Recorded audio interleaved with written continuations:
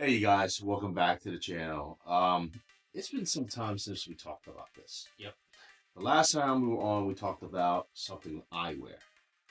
Um, we're gonna talk about not eyewear, but this guy, which everyone says is kind of dead, which is the Apple Vision Pro. So let's rewind a little bit.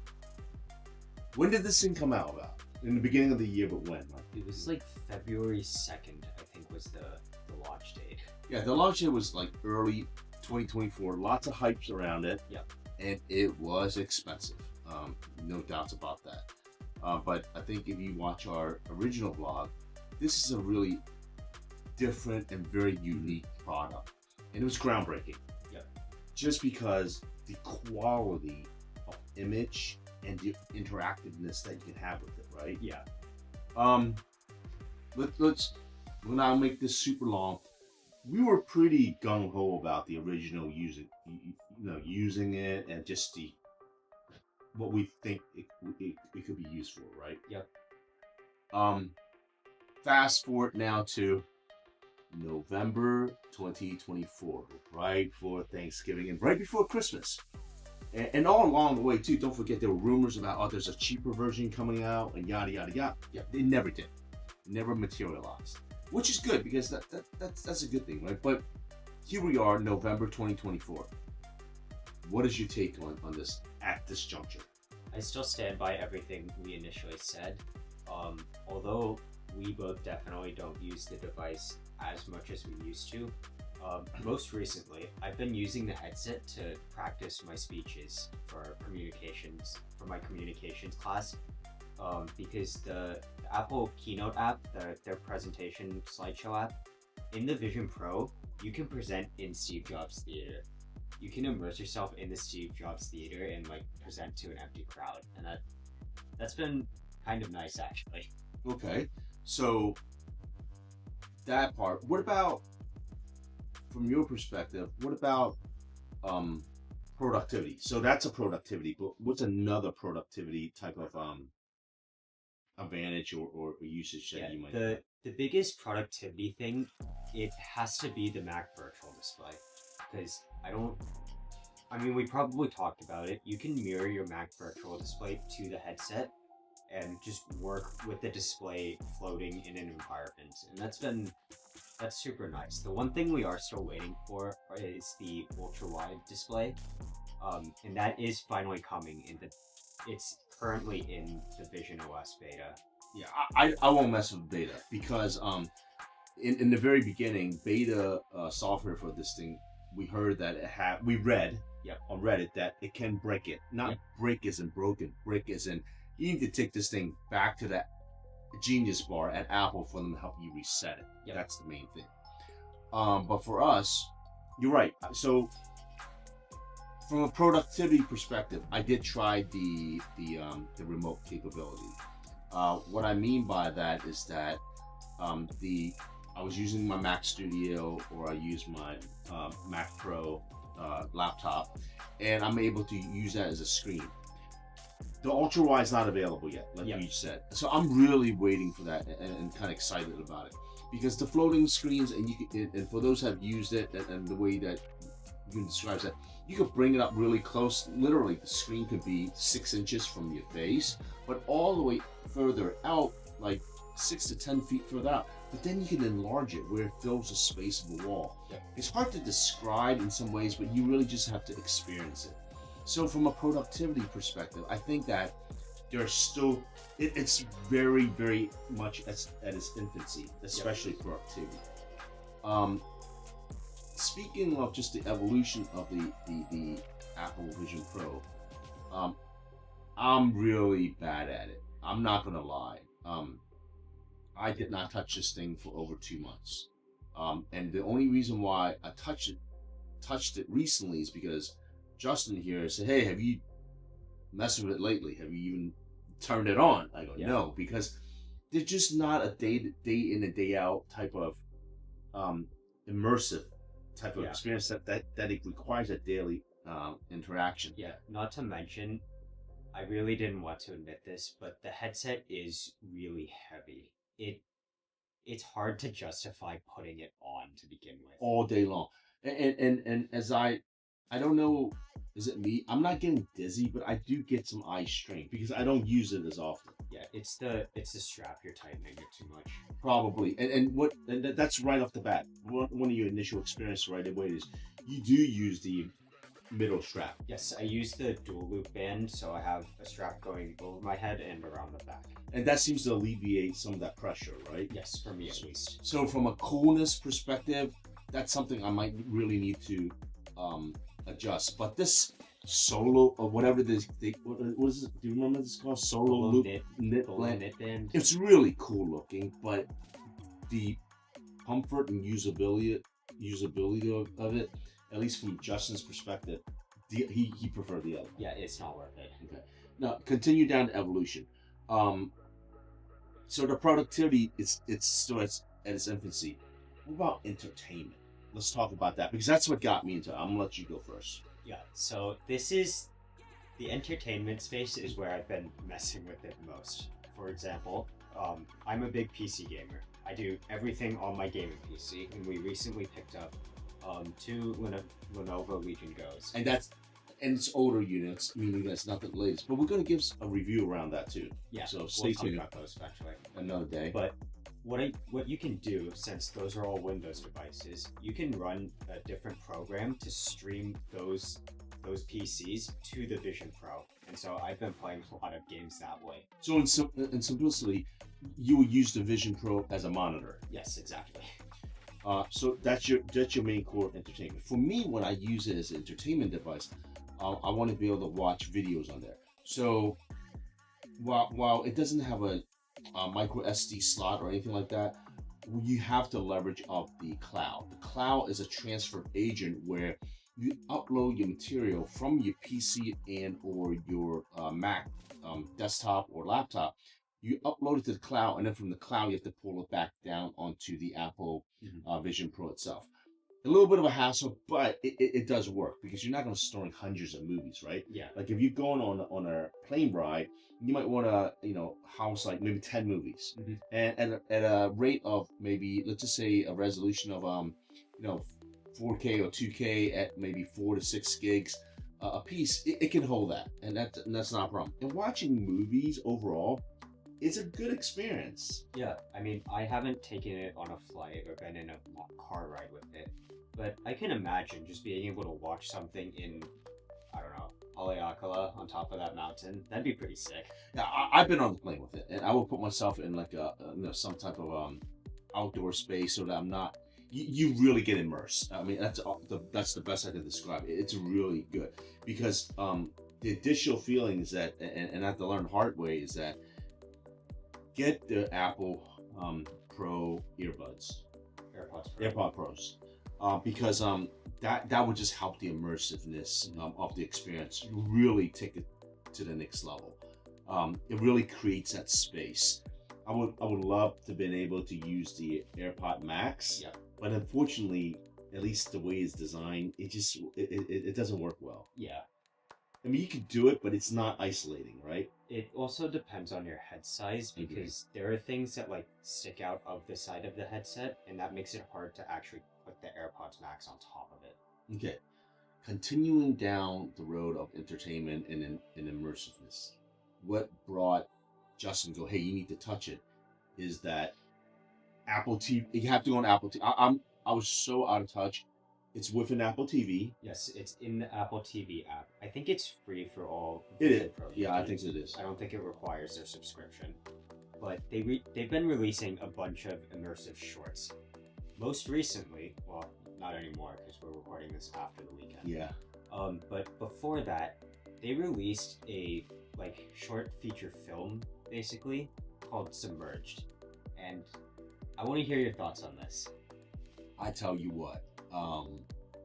It's an experience that I don't think that IMAX nor 3D in a theater has been able to capture.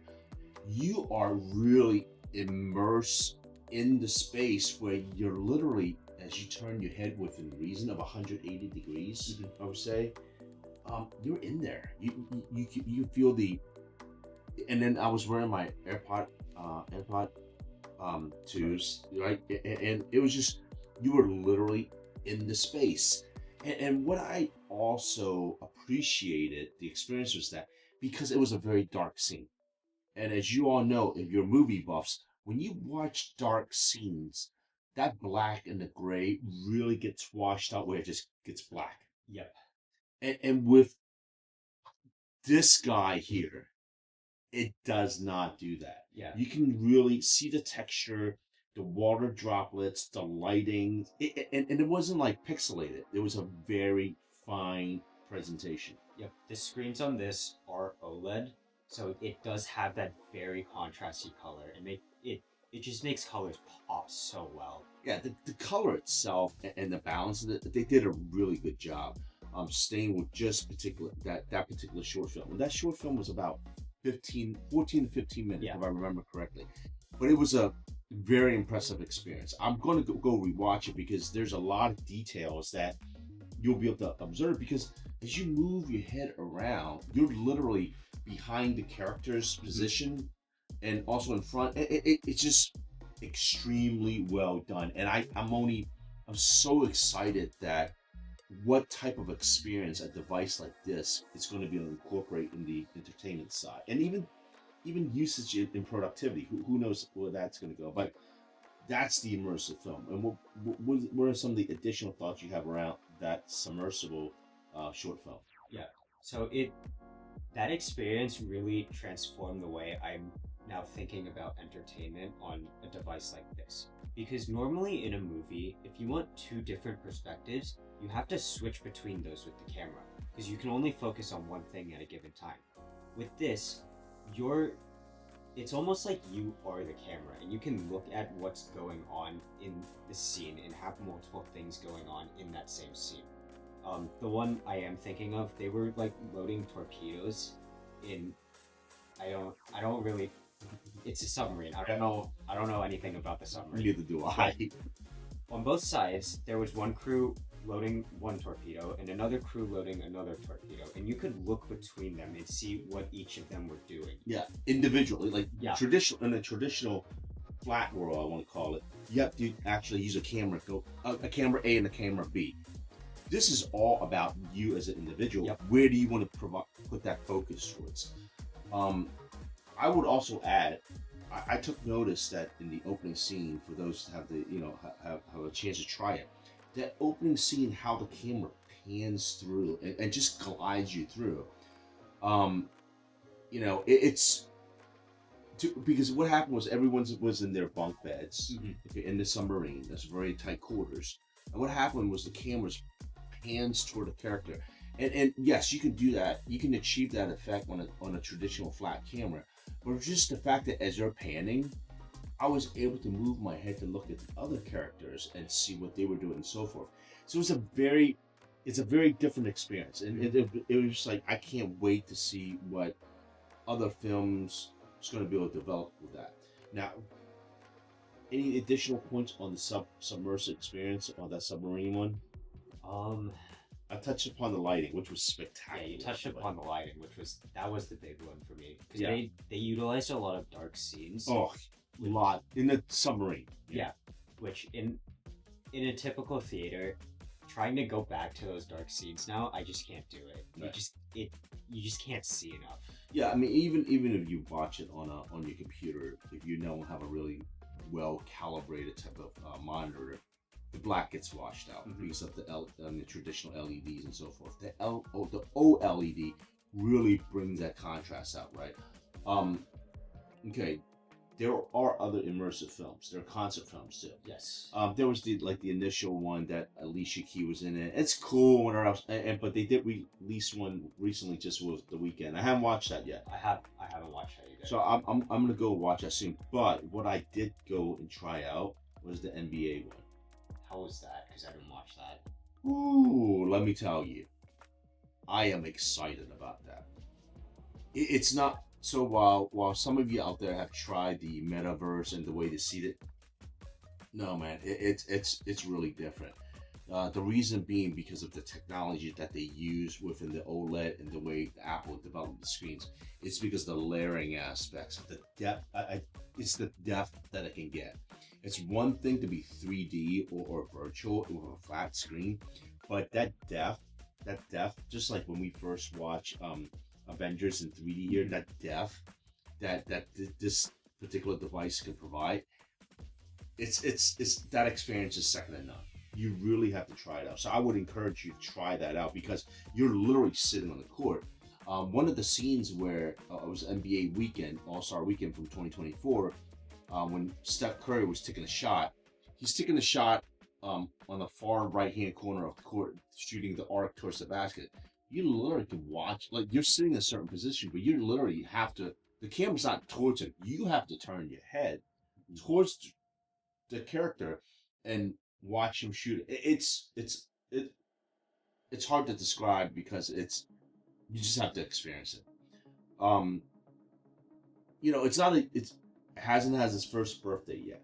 Nope. What I would say is that I think I would promote for all those people out there or reviewers out there starting to claim this is a bust. I'm going to tell you that I think we all need to be patient. Yeah. Couple aspects, because as you know, with the iPhone 16, the stereo camera, And the 15 Pros can also do it. the 15 and 16, the stereo camera is really taking its whole. Because look, majority of the population barely has really high-end cameras. The stereo camera, to create that immersive experience, it's not in everyone's hands. Yeah. It's not. Yeah. It's in a very small percentage. Until the stereo camera from all the other devices really broadens to that audience and be able to translate into a device like this, I think this is where it's really going to excel. Yeah.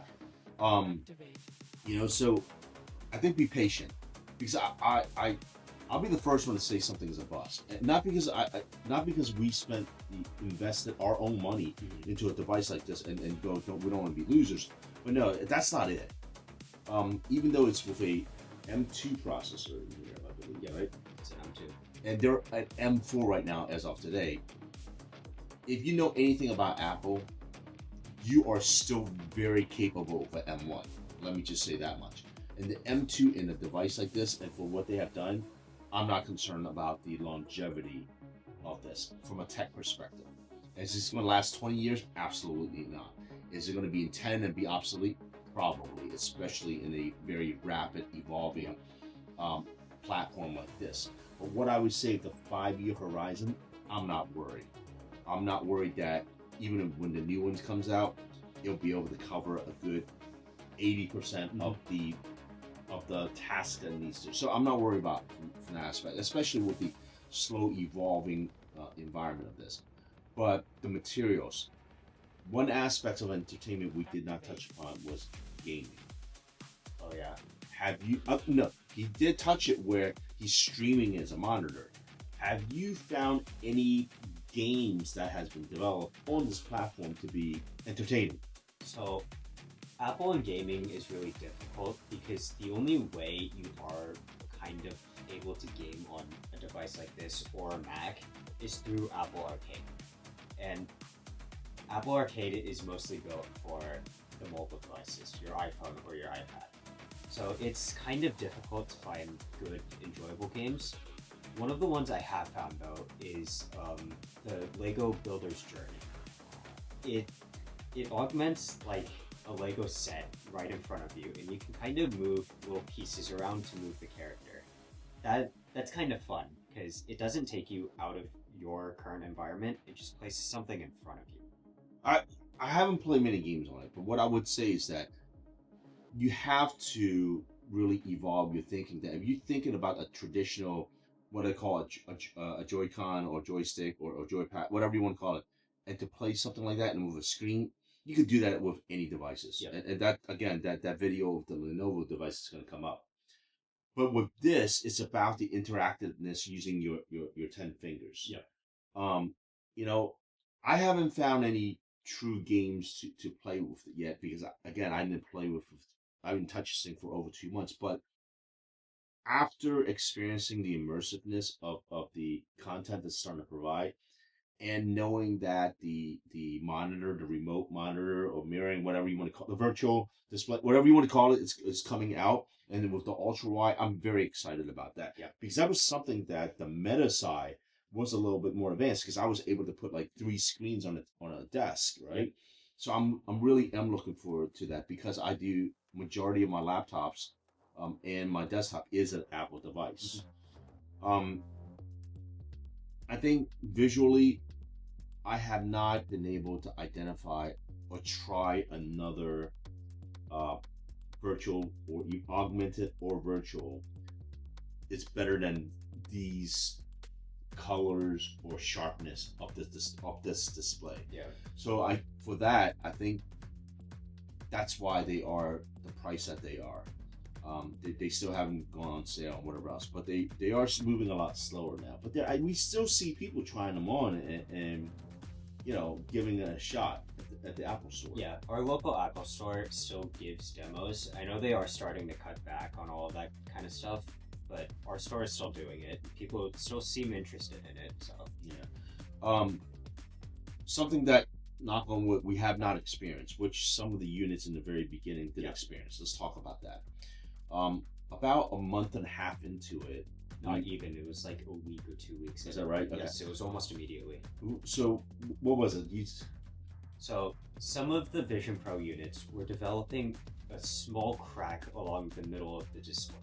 Not the inner lenses, but the actual front of the device. You have to excuse me because I put a protection on everything. So I have a protection because I'm afraid. But it was actually where? It was from the bottom up a little bit.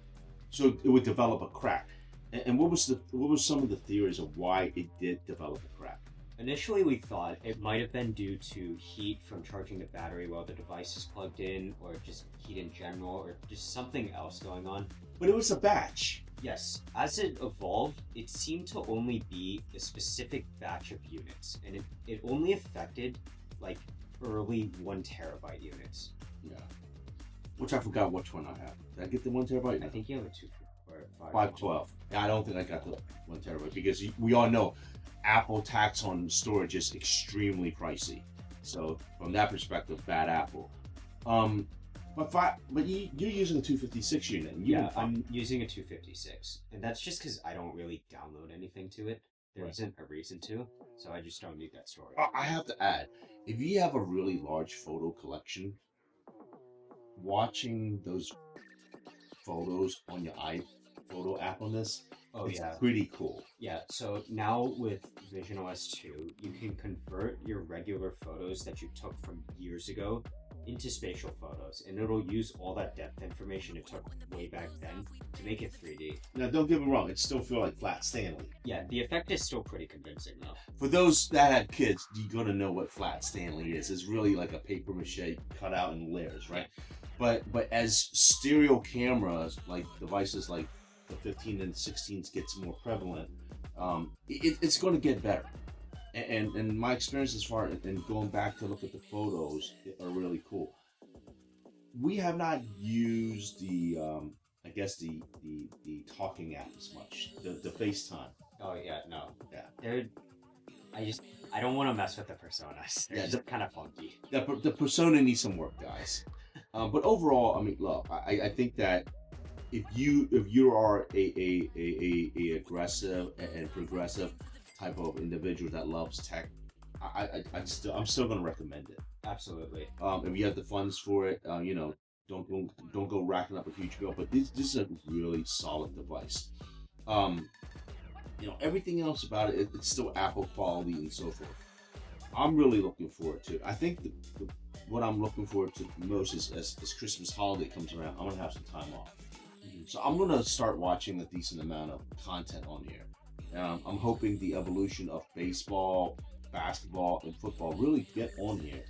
Even if they charge a reasonable subscription, I might go for it because I think it could be really game changing from that perspective. There's still a lot of room for improvements and the deployment and implementation of certain applications.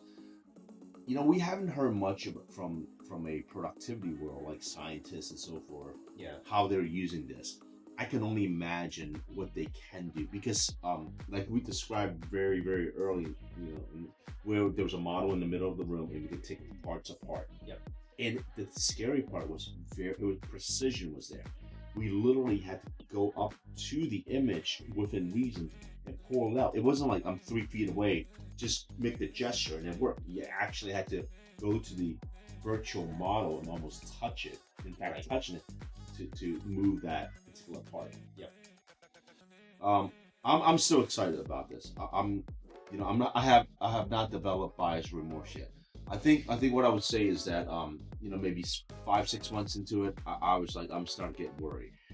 With all that being said, also, if you are lucky in your area, do take a look at some of the resale ones because some people don't appreciate this. The value hasn't dropped tremendously, but I have seen it's not like half off, right? If you pay $2,000 for the unit, you're not going to find it for $1,000. But what I have found is maybe between 20 to 25% off, and even some people 30. So that's something you can consider. Additionally, you notice that we didn't buy the marshmallow. Yeah. The official Apple one. I thought that was just ridiculous. I mean, that thing was like $300. Is it? I don't know how much it was. It just, we had no reason to buy it. It was pretty outrageous. I think that marshmallow looks cool. It's very spacey. But it was huge. Yeah, it was really big in comparison. So we did purchase this on Amazon, and it's not bad. It just fits, right? I mean, you see this blue case here. This is where I did purchase lenses. I did order the lenses, which was like, it was reasonable. It was like about $100. I think they were $100. Yes. This is not the box that came in because it came in their traditional cardboard. This is from another one, but I put the lenses on here because sometimes I wear my contacts, sometimes I don't. So that was a good thing. And also I just carry the USB-C to USB-C, and then a adapter for the charger. So when I travel, this is a very easy type of things that I'm traveling with. You're still a fan of it.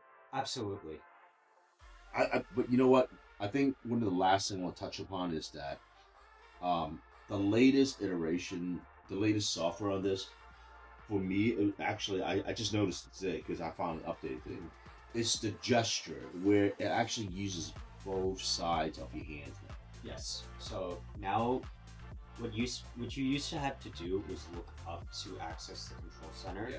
Now you can just raise your palm like this and tap to go home, or you can flip it over and then you can open the control center from there. And when what you're gonna, for those that owns it, I'm sure you know what I'm talking about. But what it is that it's giving an additional dimension of how to interact with the device, right? Mm-hmm. Going like this and tap before, it was one thing. It was all just the same. You go like this all day long. But now, when you open your hand and look towards your palm, there's a gray dot that pops up. Yes, that indicates the home menu. Right. And then from there, you can flip your hand, and then the control center, at least that's how you work, control center pops up. Yes. And then when you click it, then the more detailed control center comes up. I thought that was just really good because the gesture of hand up, the two-sided, I thought that was a really good thing. Yeah, sorry. The control center, when you flip your hand over, it shows a little bit of quick information, like your time, your battery, all the stuff that we wanted from the beginning. But when you flip your hand and when you tap it, then the 4 icons comes up. Yep. And this is where you have to use it to know it. This is where that virtual display is, because I was like, where's that virtual display? And that's how you get to it. But it was good. There's still there's a decent learning curve. There's a lot of like hitting things because you don't have a physical button to hit.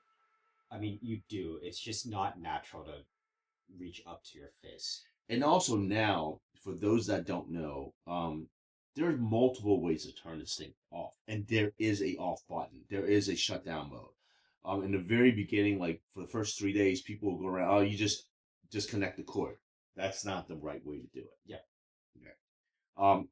I mean, there's always jumping through the menus to ultimately shut down. No different than going through your phone and looking for that menu to shut down. But the other way that I do it the most is I actually hold down both buttons and you wait like between 5 to 8 seconds, and then one screen comes up for the force application off, and then the shutdown screen comes up. When that shutdown screen comes up, then you move your hand like this for the gesture to register to actually shut it down. Yep. So I thought that's a good thing, because you have to respect it, because it's still a computer at the end of the day. Yep. You don't just want to pull the plug and turn it off unless it's an emergency. Yep. So you haven't walked out of the house with it. No, I have no intentions of taking this thing outside. I'm a little bit more adventurous as I go on my short trips, business trips here and there, and even I take this with me. And overall, it's not cumbersome. I think for what it is, the package that we put it in, it works well. I would say, maybe maybe Santa will bring someone around, but I would say, last thoughts is that price-wise, as Christmas season comes around, it's still a big price tag. Yep. What are your thoughts around that? I still stand where I initially said the average person should not buy this thing. I think it's a very good demo unit. I didn't want to hear that, but sure, okay. It's an investment. Yeah. It is. The part that I would say to him is that it's not for everyone. If you're purchasing it, thinking that everything's polished, ready to go, this is not the iteration that you want. But if you want to be in the forefront and the pioneer of exploring how Apple is going to approach it, that is something that you can invest in. What I'm also waiting for this unit is that, which is coming to all their devices as of now, which is their AI, Apple Intelligence. Yes. I will be very, very curious how Apple Vision Pro will handle Apple Intelligence. Yeah, so I guess this is where we start getting into the rumors a little bit. The rumor is because we don't have any information on Apple Intelligence for this thing currently. The rumor is next year at WWDC, when they announce the updated version of this with M5, that's when all of these are going to get Apple Intelligence. Now, don't get it wrong.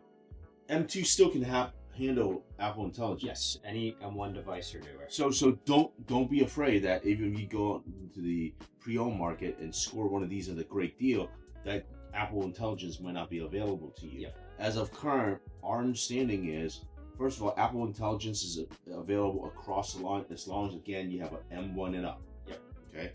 And just a quick highlight, Apple Intelligence on a phone, it's been spectacular. Oh yeah, the updates to Siri have been amazing. Yeah, it's literally a true catch up, if not slightly advanced, especially in the Apple ecosystem.